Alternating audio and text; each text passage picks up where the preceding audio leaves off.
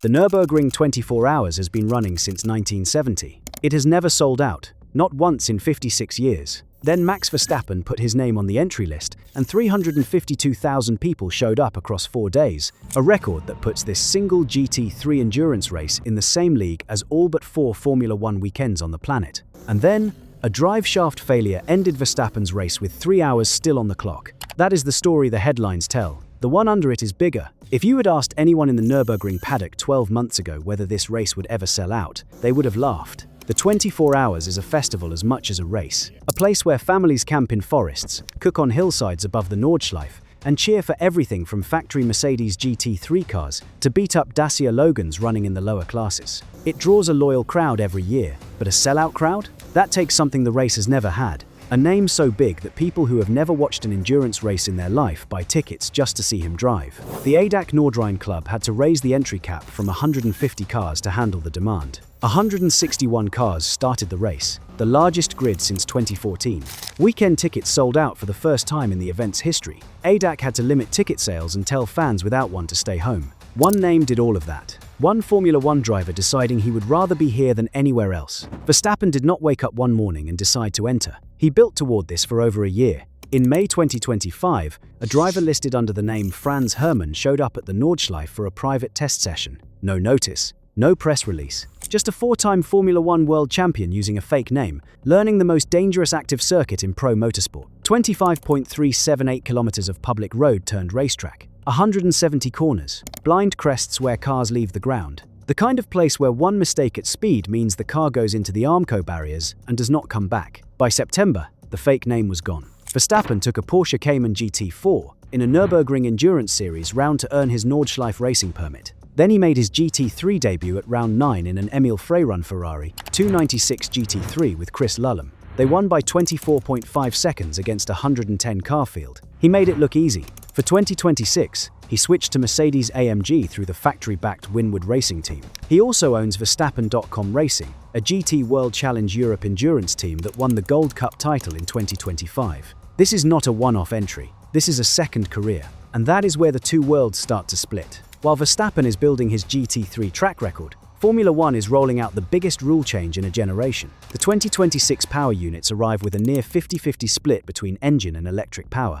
Battery output triples from 120 kilowatts to 350. The cars are much slower in a straight line, unless the battery is fully charged. Qualifying laps at Suzuka see cars losing more than 50 kilometers per hour once the batteries run dry. A 56 kilometer per hour drop, mid-lap, in what is meant to be the fastest single-seater class in motorsport. Verstappen wrote off the new cars completely. Too much battery work, too little raw speed. He compared them to Formula E on steroids and called the whole thing anti-racing. He was not holding back. He meant it. The 2026 season has backed him up. A high-speed closing incident at Suzuka, caused by the battery speed gaps, raised serious safety concerns. McLaren had electric failures at the Chinese Grand Prix. The Bahrain and Saudi Arabian rounds were dropped mid-season, opening up a 1-month gap.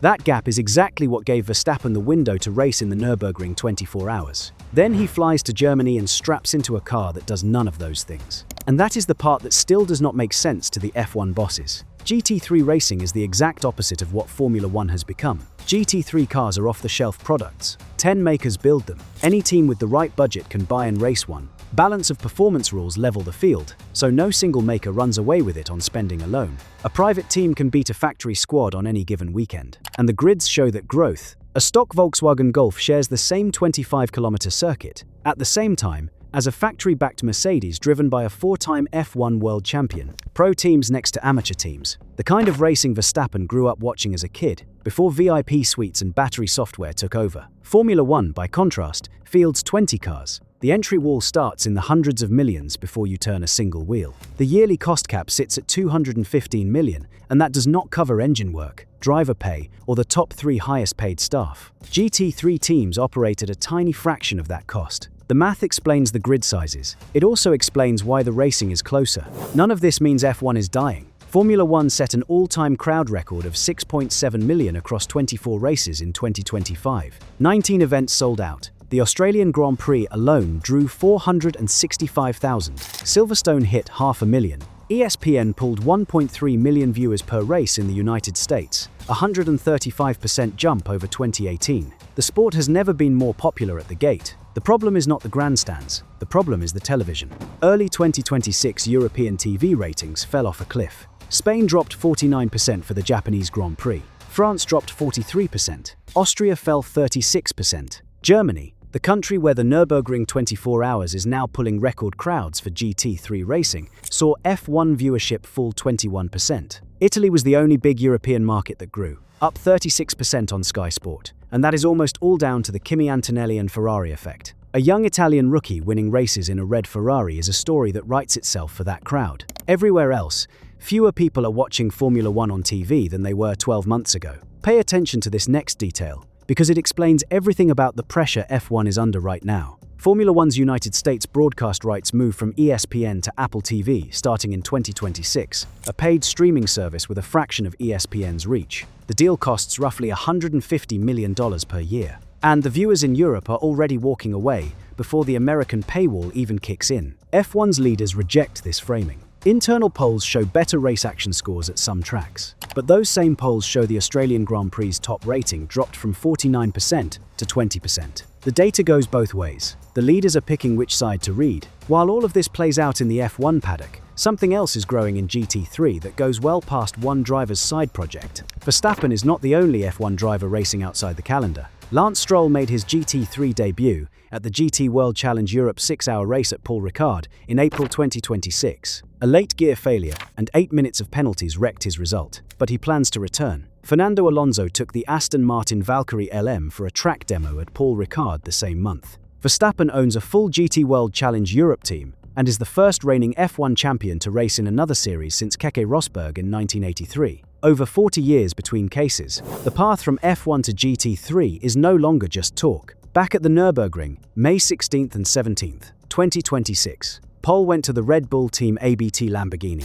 Verstappen's number 3 Mercedes-AMG GT3 Evo, shared with Juncadella, Gaunon, and Auer, lined up fourth. Verstappen took over after the opening hour, moved to the lead before the 3-hour mark, and during a long double stint, pulled the gap to over 23 seconds. He was not just fast, he was steady, sharp, machine-like fast, on a circuit where being steady is the hardest thing because no two laps are the same. As night fell over the Eifel Mountains, the 352,000 fans camping across the hillsides lit fires and watched from above. The Nordschleife turns into a ribbon of headlights threading through the forest, brake lights flaring red at every blind crest. The 24 hours is not a race you watch on a screen the way you watch a Grand Prix. It is a race you hear first, the engine sound bouncing through the trees, before you see headlights come around the corner below you. The Nordschleife at night is the most brutal place in pro circuit racing. No runoff, Armco barriers right next to the racing line, fog rolling through the forest without warning. Verstappen survived a near crash early in the darkness, getting onto the grass at high speed. Later, he made side-by-side contact with Maro Engel in the number 80 sister Mercedes at around 270 km/h on the Duttinger Höhe, pushing Engel onto the grass. The kind of moment that feels like the edge of disaster inside the cockpit. His overnight double stint was the key move.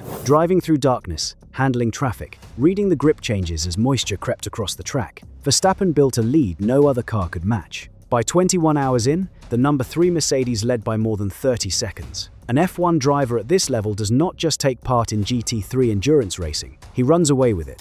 In 7 hours, the number 3 car was going to cross the finish line, and Verstappen would own one of the greatest debut wins in endurance racing history. That was the path. That was what 352,000 fans came to see. There is a belief at the Nürburgring that the Nordschleife has a power, that the track itself picks its winner. If that is true, the Nürburgring chose violence. With under 4 hours left, Juncadella heard noise from the right rear. Anti-lock braking failure, then growing shaking through the car. He limped it back to the pits. The drive shaft had broken, wrecking the entire rear axle. The team spent 45 minutes rebuilding it and sent the car back out for the closing laps, not to race, but to show it to the fans still lining every hillside around the Nordschleife. 21 hours of leading, 30 seconds of gap built through the hardest night in motorsport. All of it gone in a part failure that took less than a minute to wreck everything. Final result, 38th overall, 21 laps behind the winner. The number 80 sister Mercedes, driven by Engel, Stolz, Schiller, and Martin, took the overall win. Mercedes-AMG's first Nürburgring 24 hours victory since 2016.